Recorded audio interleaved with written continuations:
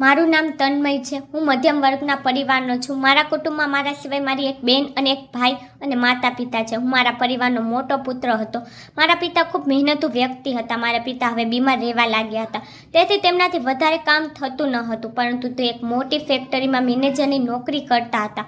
વધારે કામને કારણે તેનો પગાર પર વધારવામાં આવ્યો હતો। તે ઘણા વર્ષોથી તે ફેક્ટરીમાં કામ કરતા હતા। હું મોટો પુત્ર હતો, તેથી જ હું મારા ઘરમાં સૌથી વધુ પ્રિય હતો। મારે મારા પિતાનો હાથ રાખવાનો હતો, તેથી મારે નોકરીની જરૂર હતી। મેં MA પાસ કરી લીધું હતું, તેથી મને સરળતાથી સરકારી શાળામાં શિક્ષકની નોકરી મળી ગઈ। હું નોકરી કરવા માંગતો ન હતો, પરંતુ અંતે હું ક્યાં સુધી મારા પિતાની કમાણીથી મારો ખર્ચ પૂરો કરતો। હવે હું યુવાન થઈ ગયો હતો, તેથી હું નોકરી શોધી રહ્યો હતો। મને સરકારી શાળામાં નોકરી મળી ગઈ હતી। મારો પગાર પણ ત્યાં ખૂબ સારો હતો। પિતાનું કામ પણ સારું ચાલી રહ્યું હતું અને મને પણ પગાર સારો મળવા લાગ્યો હતો। આ કારણોસર અમારા ઘરમાં કોઈ પણ વસ્તુની કમી ન હતી અને અમારું જીવન સારી અને ખુશ રીતે પસાર થઈ રહ્યું હતું। મારા પિતા મારી નોકરીથી ખૂબ જ ખુશ હતા। છેવટે તેના ખંભા પરથી થોડો બોજ ઘટી ગયો હતો। મારે મારા નાના ભાઈ બહેન પણ ભણાવવાના હતા। હું ઈચ્છતો હતો કે હું મારી બહેનને લગ્ન ખૂબ જ ધામેધૂમેથી કરીશ, કારણ કે તે અમારી એક જ બહેન હતી। હું મારા માતા પિતાને ખૂબ જ પ્રેમ કરતો હતો અને હું હંમેશા એમનું કહેવું માનતો હતો। પહેલાં તો હું શાળાના પહેલા કે બીજા ધોરણને ભણાવતો હતો, પરંતુ હવે મને 7મો વર્ગ આપવામાં આવ્યો હતો। હવે હું 7મા વર્ગના બાળકોને શીખવાડતો હતો। શાળામાં નવા પ્રવેશ કરવામાં આવી રહ્યા હતા। બાળકો માટે નવા વર્ગ હતા અને નવા પ્રવેશવાળા બાળકો માટે દરેક વસ્તુ ન્યૂ હતી। મને શાળામાં નોકરી કરતાં 1 વર્ષ થઈ ગયું હતું અને મને 7મા ધોરણની જવાબદારી આપવામાં આવી હતી। 7મા ક્લાસમાં 35 છોકરાઓ ભણતા હતા। અમારી શાળામાં છોકરાઓ છોકરીઓ બંને ભણતા હતા। અમારી શાળા ઇન્ટર સુધી હતું। હું બાળકોને ખૂબ પ્રેમથી શીખવાડતો હતો। ક્યારે મેં બાળકો પર ગુસ્સો કર્યો ન હતો, તેથી બાળકો મને તેમનો પ્રિય શિક્ષક માનતા હતા। એક દિવસ હું વર્ગમાં બાળકોની ટેસ્ટ તપાસી રહ્યો હતો, તેથી મારી પાસે એક છોકરી આવી। તે 14 વર્ષની હતી અને 7મા વર્ગની વિદ્યાર્થી હતી। તે મારી પાસે આવીને ઊભી રહી ગઈ અને કહેવા લાગી, સર, મારા લગ્ન ફક્ત તમારી સાથે જ થશે। હું કાળજીપૂર્વક સામે રાખેલી ટેસ્ટ ચેક કરી રહ્યો હતો અને ચેક કરવામાં હું વ્યસ્ત હતો, તેથી અચાનક હું તેની વાત સાંભળીને ચોંકી ગયો હતો। મેં તેની તરફ જોયું, કહ્યું, શું? મને લાગ્યું કે કદાચ મને સાંભળવામાં થોડી ભૂલ થઈ છે। પછી જ્યારે મેં તેને ફરીથી પૂછ્યું, ત્યારે તે કહેવા લાગી, સર, હું ફક્ત તમારી સાથે જ લગ્ન કરીશ અને તમે જ મારા દુલ્હા બનશો। જ્યારે તેને ફરી એકવાર કહ્યું, ત્યારે હું તેની તરફ થોડા સમય માટે જોતો રહી ગયો અને તે ખૂબ જ તેજસ્વી રીતે બોલતી હતી, જાણે કે તેની વાત સાચી થઈ જશે। અને આશ્ચર્ય તો મને તેના એક મજબૂત શૈલીમાં હતી, જે ખૂબ સત્યથી આ કહેતી હતી। મેં તેને કહ્યું, તું આ શું કહે છે? તેનું નામ નાયરા હતું। તે ખૂબ જ માસૂમ દેખાતી છોકરી હતી।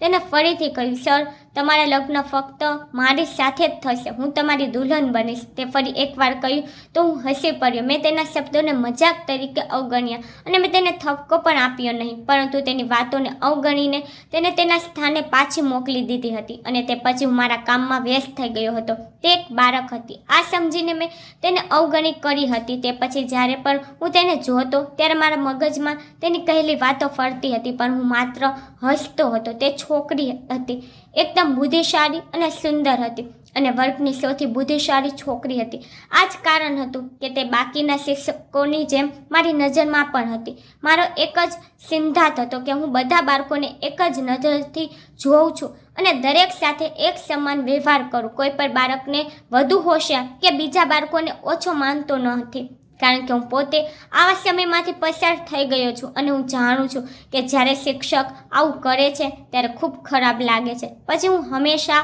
આ વસ્તુ પર ધ્યાન કેન્દ્રિત કરવાનો પ્રયાસ કરતો નહીં। મેં તે છોકરીની વાતને અવગણી કરી નાખી હતી કે તે એક બાળક હતી અને તેની આવી કોઈ પણ વાતને ગંભીરતાથી લેવાની જરૂર નથી, પરંતુ મેં તેના આ વાત પર એન્જોય ઘણું કર્યું હતું। વેકેશનના સમયે હું સ્કૂલથી બહાર આવ્યો, જેથી હું ઝડપથી ઘરે પહોંચું અને આરામ કરી શકું। હું થોડા સમય પછી ઘરે પહોંચ્યો। તે પછી ફ્રેશ થઈને ખોરાક ખાધો અને પછી આરામથી રૂમમાં જઈને સૂઈ ગયો। માત્ર તે જ સમયે મેં આંખો બંધ કરી હતી કે અચાનક મારા રૂમનો દરવાજો ખુલ્યો અને કોઈ મારા રૂમમાં અંદર આવ્યું। જ્યારે મેં દરવાજો ખોલવાના અવાજ પર મારી આંખો ખોલીને જોયું તો બીજું કોઈ નહીં, પણ મારી માતા હતી। મારી માતાને જોઈને હું સીધો બેસી ગયો અને તે પણ મારી સામે આવીને બેસી ગયા। મેં મારી માતાને પૂછ્યું, કે શું થયું માં, તમે તો આરામ કરતા હતા? માતા મારા પ્રશ્ન પર સ્મિત કર્યું અને કહેવા લાગી, હા, પરંતુ મારે તારી સાથે એક મહત્વપૂર્ણ વાત કરવાની હતી, તેથી હું તારા રૂમમાં આવી છું.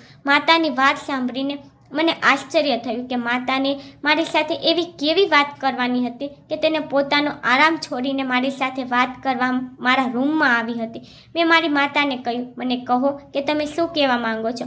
મને આશ્ચર્ય થયું. તેથી માં ફરીથી હસવા લાગી અને મારો હાથ પકડ્યો અને કહેવા લાગી, હા, મારે તારી સાથે ખૂબ જ મહત્વપૂર્ણ વાત કરવી છે અને તેથી જ હું તારી સાથે વાત કરવા માંગતી હતી, કારણ કે તારા પિતાને તારો જવાબ જોઈએ છે. આ વખતે માએ કહ્યું તો હું વધુ મૂંઝવણમાં આવી ગયો હતો અને આ મૂંઝવણમાં હું મારી માતા તરફ જોતો હતો. માતાએ કહ્યું કે હવે અમે તારા લગ્ન કરવા માંગીએ છીએ. તારા લગ્નની ઉંમર થઈ ગઈ છે, તેથી જ મેં તારા માટે એક છોકરી જોઈ છે. હું તારી ઈચ્છા પૂછવા આવી છું, જેથી અમે છોકરીઓનો જવાબ આપી શકીએ. છોકરી સારી છે અને શિક્ષિત છે, સારા લોકો છે, તેઓને કોઈ વસ્તુની કમી નથી. તારા પિતાને ત્યાં બધું પસંદ આવી ગયું છે અને મને તે છોકરી પર ખૂબ પસંદ છે. તેથી હું તારી ઈચ્છાને જાણવા માંગુ છું, જેથી અમે તે લોકોને આપણા ઘરે તને બતાવવા માટે બોલાવી શકીએ. મેં મારી માતાને કહ્યું, માં, હું હજી લગ્ન કરવા માંગતો નથી. હજુ મારી નોકરીને 1 વર્ષ થયું છે. હજુ હું કમાવા માંગુ છું, તેના પછી જ હું લગ્ન કરીશ. માતાએ કહ્યું, દીકરા, થોડીક તારી માતાની પર ચિંતા કર. તારી બેન નાની છે અને અભ્યાસ કરવા જાય છે. મારા પર બધા કામનો ભાર છે. હવે હું મારા જૂના હાડકામાં એટલી જાન નથી કે હું ઘરનું કામ કરી શકું. આખો દિવસ તારી બેન શાળા અને ટ્યુશનમાં વ્યસ્ત રહે છે અને હું ઘરે એકલી રહું છું. જો ઘરમાં દીકરી આવી જશે તો મારો પણ સાથ થઈ જશે, મારું દિલ પર લાગી જશે. જો હું જીવીશ તો હું મારા પૌત્ર કે પૌત્રીને જોવા માંગુ છું. હું નથી ઈચ્છતી કે હું મારા દીકરાના લગ્નને ન જોઉં અને તે પહેલાં દુનિયા છોડી દઉં. મેં મારી માતાને કહ્યું, તમે આ કેવી રીતે વાતો કરો છો? માતાની બધી વાતો સાંભળ્યા પછી મેં મારી માતા સામે આશ્ચર્ય સાથે જોયું અને મને તે છોકરી નાયરાની વાત યાદ આવી, જેને મને આજે કહ્યું હતું કે મારા લગ્ન તમારા સાથે જ થશે અને હું તેનો દુલ્હો બનીશ. અને ત્યારે હું તેની વાત હસી પડ્યો હતો અને હવે ખરેખર મારા લગ્નની વાત શરૂ થવા લાગી હતી. માતા કહેવા લાગી, તું ક્યાં ખોવાઈ ગયો છે દીકરા? મને ઝડપથી જવાબ આપ, જેથી હું શક્ય તેટલી વહેલી તકે છોકરીની જવાબ આપી શકું. મારી માતાના સવાલ પર હોશમાં આવ્યો અને કહેવા લાગ્યો, ના, કંઈ નહીં, હું બીજું જ વિચારી રહ્યો હતો. જેમ તમને સારું લાગે એમ કરો. હું મારા માતા પિતાને ખૂબ પ્રેમ કરતો હતો અને તેમના નિર્ણયથી ખૂબ ખુશ હતો. મેં કહ્યું હતું કે તમે જે પણ મારા માટે નિર્ણય લેશો હું તેમાં સંમત છું. હું જાણતો હતો કે મારા માતા પિતા મારા માટે ક્યારેય ખોટો નિર્ણય લેશે નહીં, તેથી હું મારા માતા પિતાના દરેક નિર્ણયનો આદર કરતો હતો. મારી માતા મારો ફેસલો સાંભળીને ખૂબ ખુશ થઈ હતી અને મને ઘણો આશીર્વાદ આપીને તેના રૂમમાં ચાલી ગઈ હતી અને મને કહેવા લાગી કે તું આરામથી સૂઈ જા, તારે વહેલી સવારે ઉઠીને શાળાએ જવાનું હોય છે. હું મારી માતાની આ વાત વિચારતા ઊંઘવાનો પ્રયત્ન કરવા લાગી. હું મારા માતા પિતાનો મોટો પુત્ર હતો, તેથી સૌથી પ્રિય પણ હતો. ઘરમાં દરેક વ્યક્તિ મને ખૂબ પ્રેમ કરતા હતા. મારા બંને નાના ભાઈ બહેન પણ મને ખૂબ માન આપતા હતા. મેં મારા બંને ભાઈ બહેનને આ શાળામાં પ્રવેશ અપાવી દીધો હતો, જેમાં હું કામ કરતો હતો. શરૂઆતમાં મેં મારા શોખ માટે શીખવાડવાનું શરૂ કર્યું હતું, જો કે હું અન્ય કામ કરવા માંગતો હતો, પરંતુ અત્યારે તો આ જ પૂરતું હતું. મેં વિચાર્યું કે મને ક્યારેય સારી નોકરી મળશે, તેથી હું શિક્ષણ છોડીને તે કામમાં લાગી જઈશ. પરંતુ તેમ છતાં અમારા ઘરમાં કોઈ વસ્તુની કમી ન હતી. પિતાજી અને મારી નોકરીથી ઘર ખૂબ સારું ચાલતું હતું. મને આ નોકરી કરતાં 1 વર્ષ પસાર થઈ ગયું હતું. મારા પિતા મારી આ નોકરીથી ખૂબ ખુશ હતા, કારણ કે મારી ક્ષમતા પર મને આ નોકરી મળી હતી. હું ખૂબ હોશિયાર હતો, તેથી જ શાળાના લોકોએ પણ મારો જલ્દી પગાર વધારી નાખ્યો હતો. હું પ્રેમથી બાળકોને ભણાવતો હતો. મેં ક્યારેય બાળકો સાથે ખોટા શબ્દોનો ઉપયોગ કર્યો ન હતો. શાળાના બધા લોકો મને ખૂબ માન આપતા હતા અને બધા વિદ્યાર્થીઓ પણ મને ખૂબ માન આપતા હતા. મારા પિતા ખુશ હતા કે મેં ટૂંક સમયમાં જવાબદારીઓ સમજવાનું શીખી લીધું. હવે મારી જવાબદારી હતી કે મારે 7મા ધોરણને ભણાવવાનું હતું. મારે તેમને ભણાવવાનું તો હતું અને મેં કોઈ પણ વાંધા વગર જવાબદારી લીધી હતી. મારો અર્થ ફક્ત ભણાવવાનો હતો કે ન 7મા ધોરણથી. હવે હું 7મા વર્ગનો કાયમી શિક્ષક બની ગયો હતો અને 7મા વર્ગના બાળકોને ભણાવતો હતો. નાયરા ફરીથી મારી પાસે આવી અને મને ખૂબ જ મજબૂત રીતે લગ્ન વિશે કહેવા લાગી. મેં ફરીથી તેની વાતો સ્મિત સાથે ટાળી નાખી હતી. એ જ વિચારી રહ્યો હતો કે તે એક બાળક છે અને બાળકો ઘણીવાર આવી વાતો કરતા રહે છે. મેં લગ્ન માટે મારા માતા પિતાને હા પાડી હતી અને મારો જવાબ છોકરીવાળાઓ સુધી પહોંચી ગયો હતો. તેઓએ કહ્યું હતું કે થોડા દિવસો પછી છોકરીવાળાઓ મને જોવા માટે મારા ઘરે આવવાના હતા, જેના પર મેં કરાર કરતી વખતે માથું હલાવ્યું હતું. આજે ફરીથી હું શાળાના 7મા વર્ગના બાળકોને ભણાવી રહ્યો હતો જ્યારે અચાનક તે જ છોકરી નાયરા મારી પાસે આવી અને કહેવા લાગી, સર, હું તમારી સાથે લગ્ન કરીશ અને તમે જ મારા દુલ્હા બનશો. હું ફરીથી તે જ વાત સાંભળીને આશ્ચર્ય થયું, પરંતુ હું ફરીથી હસી પડ્યો અને તે વાતને સમાપ્ત કરી નાખી. તે કે બાળક છે અને તેના અર્થહીન વાતો પર હું શું કરતો, તેની વાત પર હસવા સિવાય હું શું કરું? મેં ફરીથી તેના મુદ્દા પર હસતા મેં આ વાત ટાળી નાખી હતી અને તે મને આ કહેતા પછી તે ફરીથી તેની જગ્યાએ બેસી ગઈ હતી. મારા મગજમાં પર આ વસ્તુઓ બાકીના બાળકોમાં વ્યસ્ત રહીને સમાપ્ત થઈ ગઈ હતી, પરંતુ આવતા દિવસોમાં તે જાણી લીધું હતું કે તે છોકરીની તેની વાત પર કેટલી અડગ હતી, કારણ કે તે દરરોજ મારી પાસે આવીને એક જ વાત કહેતી હતી કે હું તમારી સાથે લગ્ન કરીશ અને તમે મારા દુલ્હા બનશો. શરૂઆતમાં હું હસતા તેની વાતો મજાકમાં ટાળી નાખતો હતો, પરંતુ ક્યાં સુધી આ કરતો? આ કારણ કે હવે હદ થઈ ગઈ હતી અને મારી સહનશીલતામાંથી બહાર નીકળી રહ્યું હતું. એવું લાગતું હતું કે હું કોઈ પણ દિવસે તેના પર ગુસ્સે થઈશ. મને તે સમજાતું ન હતું કે તે મને દરરોજ તે જ વાત કેમ કરી રહી છે અને તે પણ બિનજરૂરી રીતે. મેં તેને એક દિવસ ઠપકો આપતા કહ્યું કે હવે તે આવી વાતો ન કરે, પરંતુ તે હજી પણ સમજી શકી નહીં. તે ફરીથી તે જ હરકત કરતી હતી. હવે હું તેના શબ્દોથી વધુ કંટાળી ગયો હતો. મને તેની વાતનું કોઈ સમાધાન જોઈ શકતો ન હતો કે કેવી રીતે આ છોકરીને આનાથી દૂર રાખું. હું મારી શાળામાં કોઈ અન્ય શિક્ષકને પણ જણાવી શકતો ન હતો, કારણ કે હું જાણતો હતો મારી વાત સાંભળીને તેઓ આ જ કહેશે કે તે એક બાળક છે, નાદાન છે, તો તેના શબ્દોને અવગણો એક બાળક સમજીને. પરંતુ તેને એક બાળક સમજીને તેની વાતને અવગણી કરી શકતો ન હતો અને હું દરરોજ તે જ વાતથી ખૂબ કંટાળી ગયો હતો.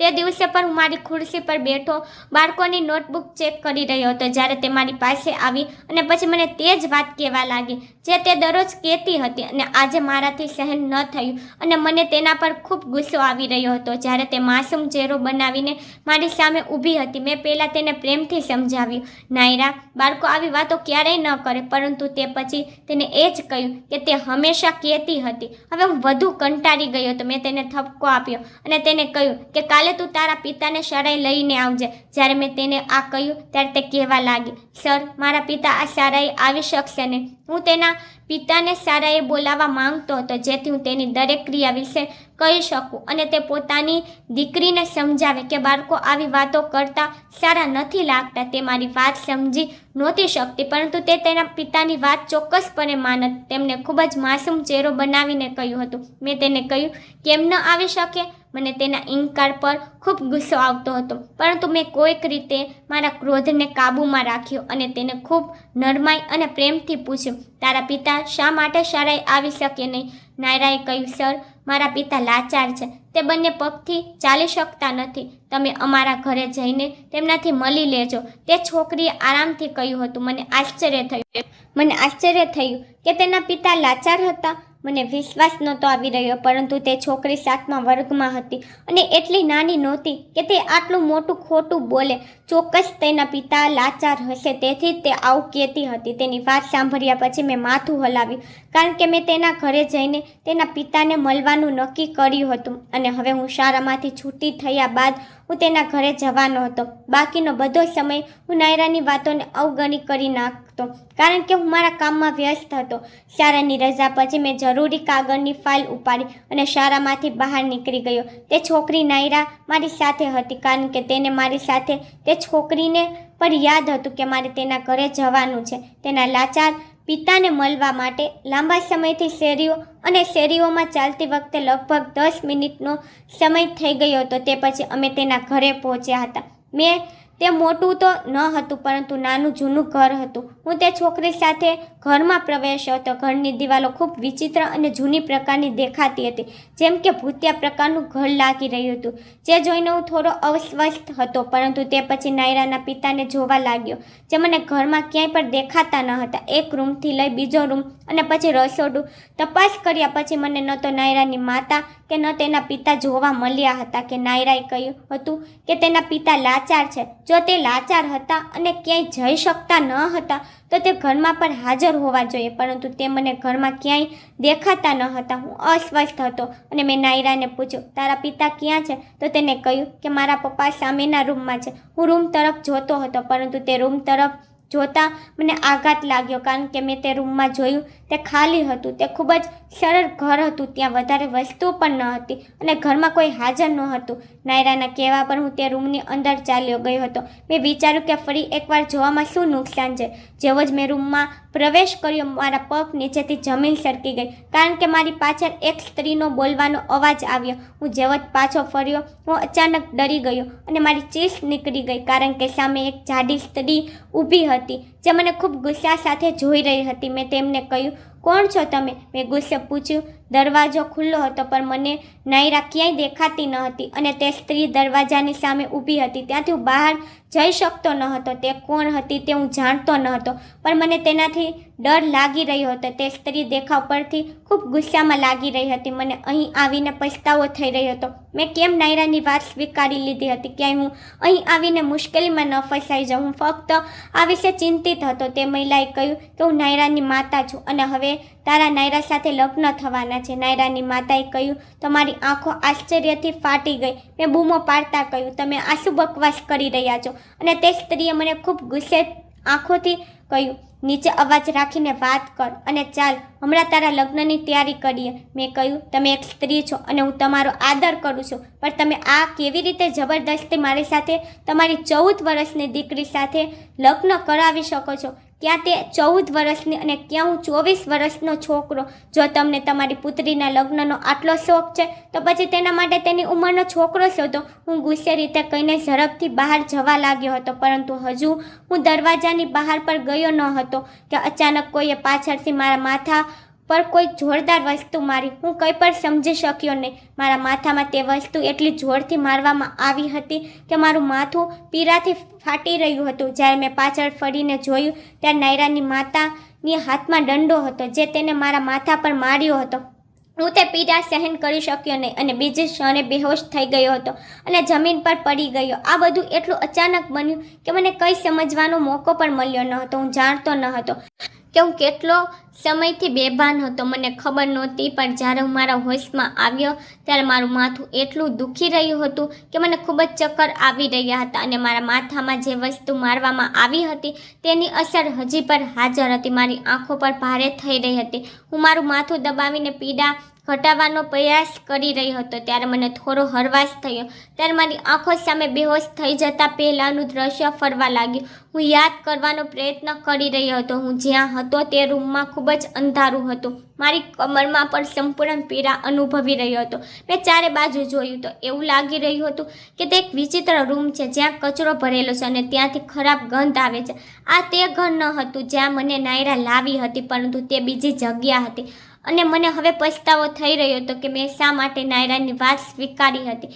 મારી માતા મારી ઘરે મારી રાહ જોતી હશે અને પરેશાન હશે. મને ખબર નહીં કે હું કેટલા સમયથી આ રૂમમાં બંધ છું. મને મારા પરિવારની યાદ આવતી હતી. હું બસ આ જ વિચારી રહ્યો હતો કે હું અહીં શા માટે આવ્યો. અહીંથી બહાર નીકળવાનો મને કોઈ પણ રસ્તો દેખાતો ન હતો. જો મને ખબર હોત કે આ ઘરે આવ્યા પછી મારી સાથે આવું કંઈક થશે તો હું અહીં ક્યારેય આવત નહીં, પરંતુ આખી વાત એ હતી કે મને કંઈ પણ ખબર નહોતી. જ્યારે હું મારો ફોન જવા માંગતો હતો ત્યારે મારી પાસે મારો મોબાઈલ ન હતો. મતલબ કે તે મહિલાએ મારો મોબાઈલ લઈ લીધો હતો. મને ખબર નહીં કે તે કોણ સ્ત્રી હતી અને તે મારી સાથે આ કેમ કરી રહી હતી. હું કંઈ પણ સમજી શકતો ન હતો. હું ઝડપથી દરવાજા તરફ ગયો અને જોરથી દરવાજો ખખડાવવા લાગ્યો અને તેને ખોલવા કહ્યું, પણ કોઈ જવાબ આવ્યો નહીં. અંતે હું થાકીને બેસી ગયો અને પછી કોઈની આવવાની રાહ જોવા લાગ્યો. મને ખબર નહીં કે મારા પરિવારના સભ્યો કેટલા પરેશાન હશે. તે મને શોધવાનો પ્રયત્ન જરૂર કરતા હશે. આ સ્ત્રી કોણ હતી અને તે મારી સાથે શું કરવા માંગતી હતી? ક્યાંક તે સ્ત્રી મને મારવા માંગતી ન હતી, પરંતુ તે તો મારી સાથે તેની પુત્રીના લગ્ન કરવાનું કહેતી હતી. પરંતુ હું આ માટે ક્યારેય સંમત નહીં થઈશ, કારણ કે હું આવો વ્યક્તિ નહોતો. મારી શાળામાં પણ ઘણા છોકરીઓ ભણતી હતી. અમારી શાળા ઇન્ટર સુધી હતી અને યુવાન છોકરીઓ પણ મારી શાળામાં અભ્યાસ કરતી હતી, પણ મેં ક્યારેય નજર ઉપાડીને મારે શાળાની છોકરીઓ તરફ જોયું ન હતું. હું તેમને ફક્ત ભણાવતો જ હતો. મારો અર્થ ફક્ત તેમને અભ્યાસ કરાવવાનો હતો અને હું મારા શાળાના દરેક વિદ્યાર્થીઓને ખૂબ માન આપતો હતો.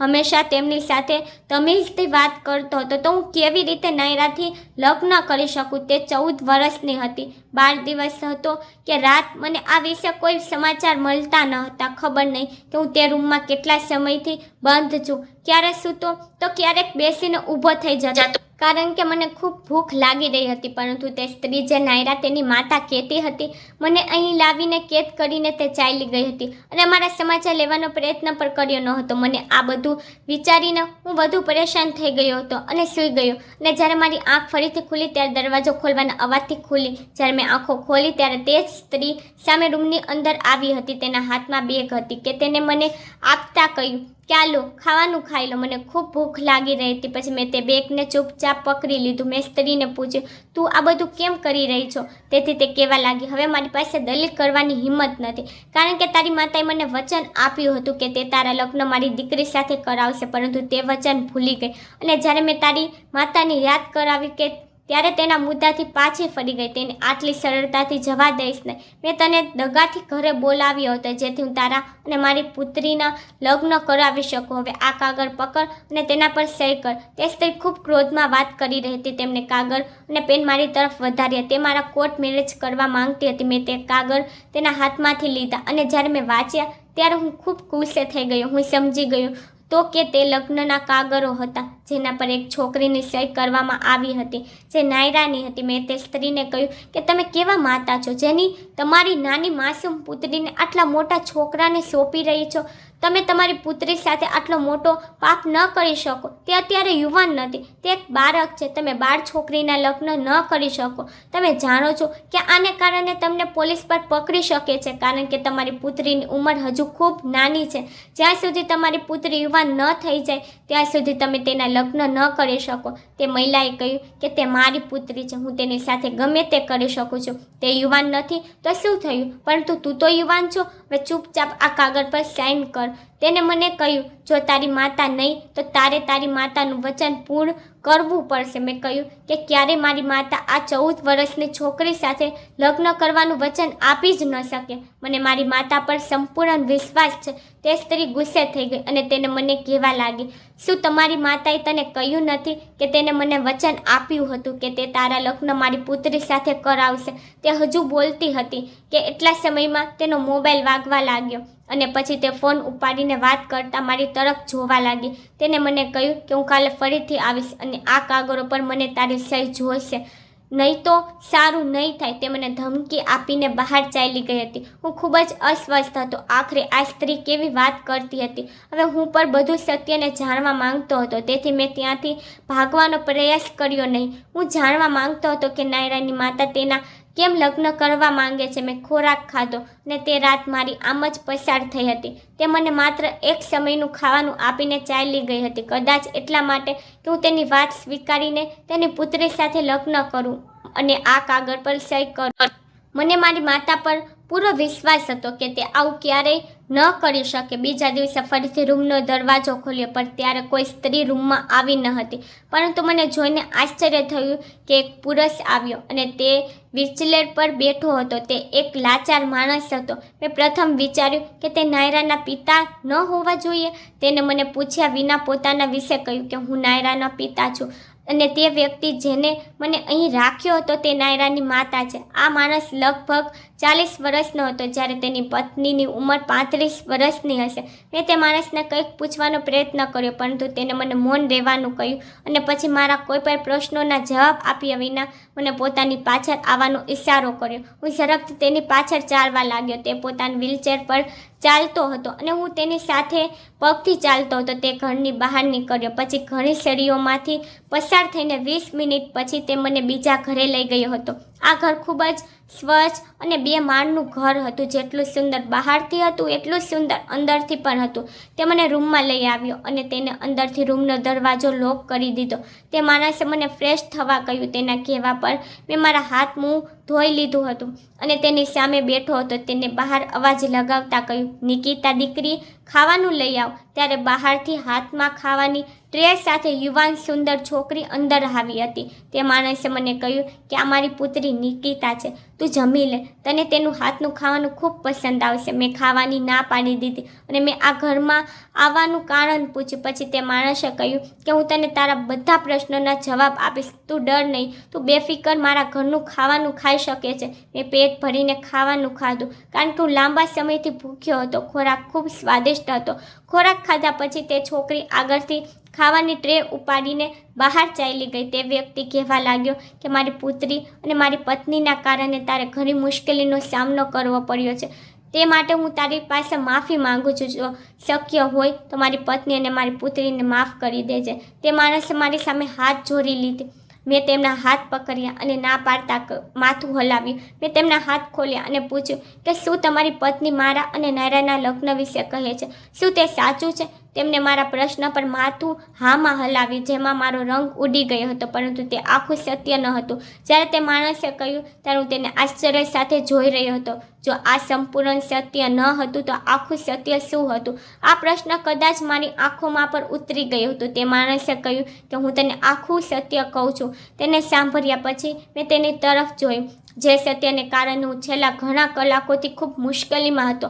આ વિશે જાણવાનો મારો અધિકાર હતો. પછી તે કહેવા લાગ્યા કે મારા લગ્ન મારી પત્ની સંગીતા સાથે થયા હતા. તારી માતા અને મારી પત્નીમાં એકબીજામાં ખૂબ મિત્રતા હતી. આ બંને બાળપણના મિત્રો હતા. તે બંને સમાન ઉંમરની હતી. આ બંને વચ્ચે માત્ર 1 વર્ષનો ફરક હતો. તમારી માતાના લગ્ન પછી સૌથી પહેલાં તારો જન્મ થયો હતો. તમારી માતા તારા જન્મ પર ખૂબ ખુશ હતી કારણ કે તું છોકરો હતો અને આ બાબતે તમારી માતાની ખુશીનો પાર ન હતો. માત્ર 4 મહિના પછી મારી દીકરીનો જન્મ થયો, જે હમણાં જ તારા માટે ખાવાનું લઈને આવી હતી, નિકિતા. ત્યારે તું 4 મહિનાનો હતો. જ્યારે મારી પત્નીને પુત્રીનો જન્મ થયો ત્યારે તે નિરાશ થઈ રહી હતી કારણ કે તે પર એક છોકરો ઈચ્છતી હતી, પરંતુ તમારી માતાએ વચન આપ્યું હતું કે તે નિકિતાને તેના પુત્ર તન્મય માટે માંગી રહી છે. એ જ રીતે મારી પત્ની આ બાબતે ખૂબ જ ખુશ હતી કારણ કે તે બંનેની મિત્રતા સંબંધમાં બદલવાની હતી. તેવી જ રીતે તમારી માતાએ વચન આપ્યું હતું કે તે તારી સાથે મારી દીકરીના લગ્ન કરાવશે.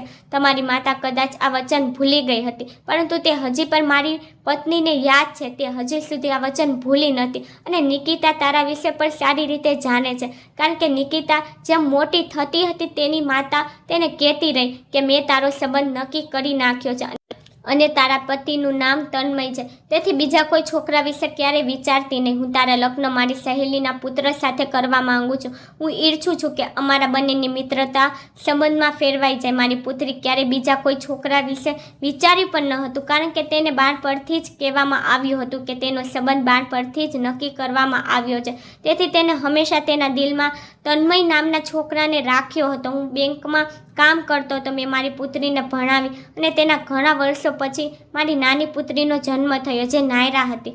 સમય પસાર થતો ગયો, પરંતુ તમારી માતાએ અમારી સાથે વાત કરવાનો પ્રયાસ કર્યો નહીં. તમારા પરિવાર સાથે અમારા પરિવારનું મળવું પણ ઓછું થઈ ગયું હતું. નિકિતા તમારા વિશે જાણતી હતી. અમે તારી સાથે તેનો સંબંધ નક્કી કર્યો છે.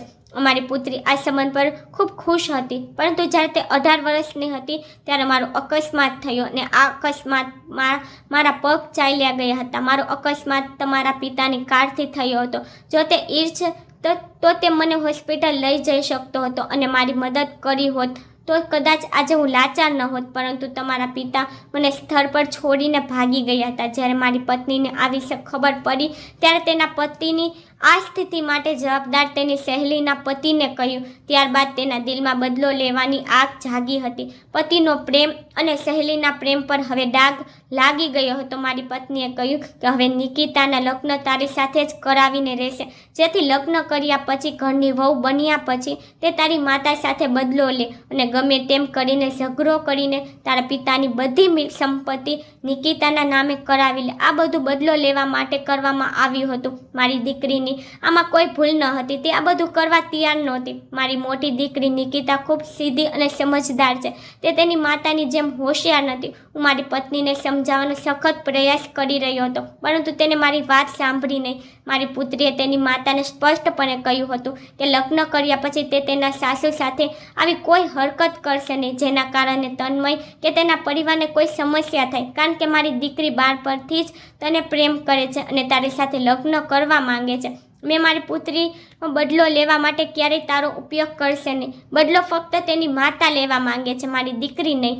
આ બદલાની આંખમાં બીજું કોઈ નહીં, પણ મારી દીકરી સળગી રહી છે, કારણ કે તે તારી સાથે લગ્ન કરવા માંગે છે અને તને ખૂબ પ્રેમ કરે છે. પરંતુ જ્યારે નિકિતાએ આ કામ માટે ના પાડી ત્યારે નિકિતાની માએ નાયરાને પોતાનું બીજું શસ્ત્ર બનાવ્યું. તેને વિચાર્યું કે પહેલી પુત્રી તો નહીં, પણ બીજી પુત્રીના લગ્ન કરાવીને તે લોકોના જીવનને બરબાદ કરી શકું છું. તેને મારી નાની દીકરીનું એડમિશન ઈરાદાપૂર્વક તારી શાળામાં કરાવ્યું અને તે દરરોજ તેને શીખવાડતી હતી કે તારે શિક્ષક પાસે જઈને આવું કહેવાનું છે. મારી પુત્રી નાયરા ફક્ત તેની માતાના કહેવા પર આવું કહેતી હતી. તે યોજના હતી, તું તેના શબ્દોમાં આવી જા અને તને પકડી લે. અને તે ઈચ્છતી હતી કે તે તને અહીં કોઈક રીતે બોલાવે અને અહીં આવ્યા પછી તારા નાયરા સાથે જબરદસ્તી લગ્ન કરાવી દે.